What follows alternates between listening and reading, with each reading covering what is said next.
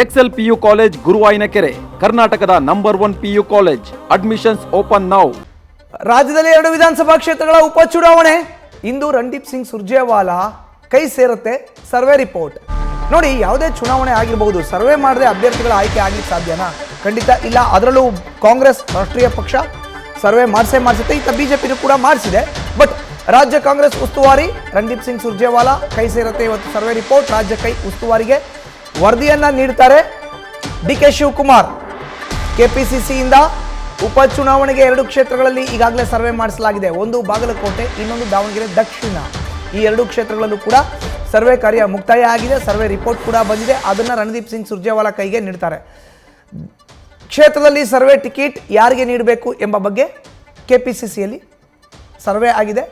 ಅದರ ಬಗ್ಗೆ ರಿಪೋರ್ಟನ್ನು ರಣದೀಪ್ ಸಿಂಗ್ ಸುರ್ಜೇವಾಲಾಗೆ ಕೊಟ್ಟು ಆನಂತರ ಅಧಿಕೃತವಾಗಿ ಅಭ್ಯರ್ಥಿಗಳನ್ನು ಕಾಂಗ್ರೆಸ್ ಘೋಷಣೆ ಮಾಡುವಂಥದ್ದಿದೆ. ಹೆಚ್ಚಿನ ಮಾಹಿತಿ ನೀಡಿದರೆ ನಮ್ಮ ಪ್ರತಿನಿಧಿ ಶಿವಪ್ರಸಾದ್ ನ್ಯೂಸ್ ರೂಮ್ನಿಂದ ನೇರ ಸಂಪರ್ಕಕ್ಕೆ ಜಾಯ್ನ್ ಆಗಿದ್ದಾರೆ. ಶಿವಪ್ರಸಾದ್, ಬಿಜೆಪಿ ಏನೋ ಟಿಕೆಟ್ ಅನೌನ್ಸ್ ಮಾಡಿದ್ದಾಗಿದೆ. ಕೆಪಿಸಿಸಿ ಸರ್ವೆ ಮಾಡಿಸಿದಂತೆ ಸರ್ವೆ ರಿಪೋರ್ಟ್ ಇವತ್ತು ರಣದೀಪ್ ಸಿಂಗ್ ಸುರ್ಜೇವಾಲಾ ಕೈ ಸೇರುತ್ತೆ. ಹಾಗಾದರೆ ಸರ್ವೆ ರಿಪೋರ್ಟ್ ಏನು ಹೇಳುತ್ತೆ? ರಣದೀಪ್ ಸಿಂಗ್ ಸುರ್ಜೇವಾಲಾ ಆಗಮನದ ನಂತರ ಏನೆಲ್ಲ ಡೆವಲಪ್ಮೆಂಟ್ಸ್ ಆಗಬಹುದು ಅಂತೀರಿ? ಖಂಡಿತವಾಗಿ ಮಧುಸೂದನ್, ಈಗಾಗಲೇ ಕಾಂಗ್ರೆಸ್ನಲ್ಲಿ ಅಭ್ಯರ್ಥಿಗಳ ಆಯ್ಕೆ ವಿಚಾರ ಕುರಿತಂತೆ ಸಾಕಷ್ಟು ಚರ್ಚೆಗಳು ಮತ್ತೆ ಕಗ್ಗಂಟು ಮುಂದುವರಿತಾ ಇದೆ. ಇದರ ನಡುವೆಯೂ ಕೂಡ ರಾಜ್ಯ ಕಾಂಗ್ರೆಸ್ನಲ್ಲಿ ಈ 2 ಉಪಚುನಾವಣೆಗಳಿಗೆ ಸಂಬಂಧಪಟ್ಟಂತೆ ಯಾರಿಗೆ ಟಿಕೆಟ್ ಅನ್ನು ನೀಡಿದರೆ ಪೂರಕವಾದಂಥ ವಾತಾವರಣ ನಿರ್ಮಾಣವಾಗುತ್ತೆ, ಜೊತೆಗೆ ಗೆಲುವಿಗೂ ಕೂಡ ಸಹಕಾರಿಯಾಗುತ್ತೆ ಅಂತಕ್ಕಂಥ ವಿಚಾರ ಕುರಿತಂತೆ ಕೆಪಿಸಿಸಿಯಿಂದನೂ ಕೂಡ ಸರ್ವೆ ಆಗಿದೆ. ಈ ಸರ್ವೆ ರಿಪೋರ್ಟ್ ಅನ್ನು ಇವತ್ತು ಡಿ.ಸಿ.ಎಂ ಡಿ.ಕೆ. ಶಿವಕುಮಾರ್ ಅವರು ರಾಜ್ಯ ಉಸ್ತುವಾರಿ ರಣದೀಪ್ ಸಿಂಗ್ ಸುರ್ಜೇವಾಲಾ ಅವರಿಗೆ ನೀಡಲಿದ್ದಾರೆ. ಇನ್ನು ಸರ್ವೆ ರಿಪೋರ್ಟ್ನಲ್ಲಿ ಇರ್ತಕ್ಕಂಥ ಅಂಶಗಳ ಕುರಿತಂತೆ ನೋಡೋದಾದ್ರೆ, ಉಪಚುನಾವಣೆಯಲ್ಲಿ ಆಯಾ ಕುಟುಂಬದ ಸದಸ್ಯರಿಗೆ ಟಿಕೆಟ್ ಅನ್ನ ನೀಡಿದೆ ಆದರೆ ಗೆಲುವಿಗೆ ಸಹಕಾರಿಯಾಗಲಿದೆ, ಜೊತೆಗೆ ಅನುಕಂಪದ ಆಧಾರದ ಮೇಲೆ ಈ ವಿಚಾರಗಳು ವರ್ಕೌಟ್ ಆಗಲಿದೆ ಅಂತಕ್ಕಂಥ ಅಭಿಪ್ರಾಯಗಳು ಕೂಡ ಈ ರಿಪೋರ್ಟ್ ನಲ್ಲಿ ಇದೆ. ಇನ್ನು ಈಗಾಗಲೇ ಸಾಕಷ್ಟು ಗೊಂದಲ ಇರೋದ್ರಿಂದ, ಅಂದ್ರೆ 2 ಕ್ಷೇತ್ರದಲ್ಲಿ ಸಾಕಷ್ಟು ಆಸ್ಪರೆಂಟ್ಗಳು ಇರೋದ್ರಿಂದ ಅವರೆಲ್ಲರನ್ನೂ ಕೂಡ ವಿಶ್ವಾಸಕ್ಕೆ ತೆಗೆದುಕೊಳ್ಬೇಕು. ಆ ನಂತರ ಟಿಕೆಟ್ ಅನ್ನ ಘೋಷಣೆ ಮಾಡಿದ್ರೆ ಪೂರಕವಾದಂಥ ವಾತಾವರಣ ನಿರ್ಮಾಣವಾಗಲಿದೆ ಅಂತಕ್ಕಂಥ ಅಂಶಗಳು ಕೂಡ ಈ ರಿಪೋರ್ಟ್ ನಲ್ಲಿ ಉಲ್ಲೇಖ ಮಾಡಲಾಗಿದೆ. ಇನ್ನು ಸಿದ್ದರಾಮಯ್ಯ ಮತ್ತೆ ಡಿ.ಕೆ. ಶಿವಕುಮಾರ್ ಅವರ ನಾಯಕತ್ವ ವಿಚಾರ ಕೂಡ ಉಪಚುನಾವಣೆ ಮೇಲೆ ಪರಿಣಾಮ ಬೀರಲಿದೆ. ಸರ್ಕಾರದ ಪರವಾಗಿ ಉತ್ತಮವಾದಂಥ ಜನಾಭಿಪ್ರಾಯ ಇದೆ. ಈ ವಿಚಾರ ಅಂದ್ರೆ ನಾಯಕತ್ವ ವಿಚಾರ, ಅವೆಲ್ಲ ಚರ್ಚೆಗಳ ನಡುವೆಯೂ ಕೂಡ ಸರ್ಕಾರ ಉತ್ತಮವಾಗಿ ಆಡಳಿತ ನಡೆಸ್ತಾ ಇದೆ.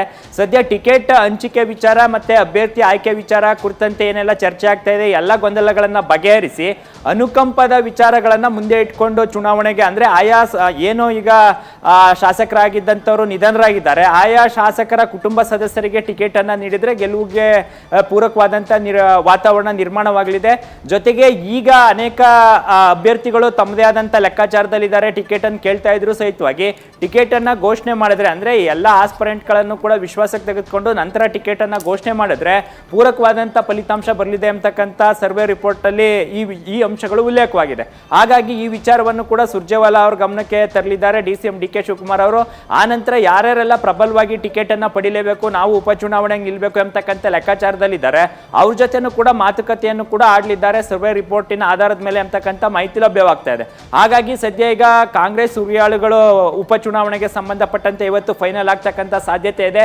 ಈ ವಿಚಾರ ಕುರಿತಂತೆ ಸಿಎಂ ಡಿ.ಸಿ.ಎಂ ಅವರ ಜೊತೆ ಸುರ್ಜೇವಾಲಾ ಅವರು ಚರ್ಚೆ ಮಾಡಿ ಅಂತಿಮವಾಗಿ ಇವತ್ತೇ ಫೈನಲ್ ಆಗಿ ನಂತರ ದೆಹಲಿಯಲ್ಲಿ ಈ 2 ಉಪಚುನಾವಣೆಗಳಿಗೆ ಸಂಬಂಧಪಟ್ಟಂತೆ ಅಭ್ಯರ್ಥಿಗಳ ಘೋಷಣೆ ಕೂಡ ಹಿಂದೆ ಆಗಲಿದೆ ಅಂತಕ್ಕಂಥ ಮಾಹಿತಿ ಈಗ ಲಭ್ಯವಾಗ್ತಾ ಇರ್ತಕ್ಕಂಥದ್ದು. ಮಧುಸೂದನ್, ಧನ್ಯವಾದ ಶಿವಪ್ರಸಾದ್ ನಿಮ್ಮ ಮಾಹಿತಿಗೆ.